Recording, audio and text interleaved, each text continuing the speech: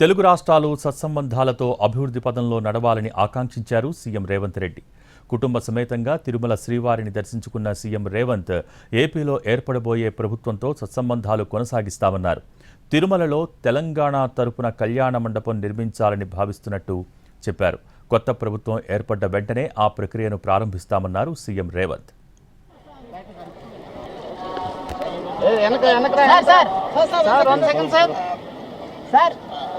అయిందా సార్ బాబు నిల్చుకుంటారా సార్?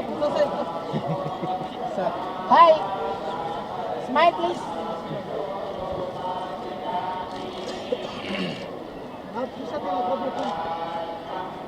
సార్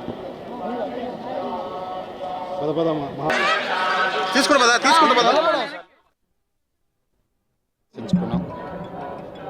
రెండు రాష్ట్రాల సత్సంబంధాలు కొనసాగాలని, రెండు రాష్ట్రాల అభివృద్ధి పదం వైపు నడవాలని, ఆంధ్రప్రదేశ్లో ఏర్పడబోయే ప్రభుత్వము ఆ రాష్ట్ర ముఖ్యమంత్రితో తెలంగాణ ముఖ్యమంత్రిగా సత్సంబంధాలతో సమస్యలన్నిటిని కూడా పరిష్కరించుకొని కలిసికట్టుగా నడిచి రెండు రాష్ట్రాలు అభివృద్ధి పదం వైపు నడిపించే విధంగా ఒకరికి ఒకరు సహకరించుకొని ముందుకు వెళ్ళాలని ఆకాంక్షించను.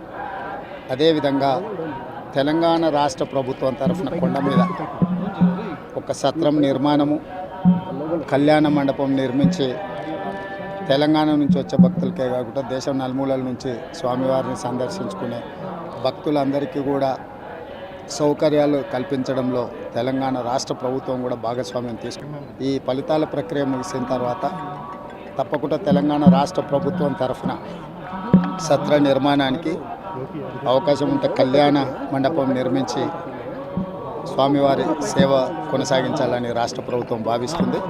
తప్పకుండా తొందరలోనే ఆంధ్రప్రదేశ్ ముఖ్యమంత్రిని కలిసి విజ్ఞప్తి చేసి ఇక్కడ స్వామివారి సేవలో తెలంగాణ రాష్ట్ర ప్రభుత్వం కూడా భాగస్వామ్యం తీసుకోవాలని కోరుకుంటున్నాను.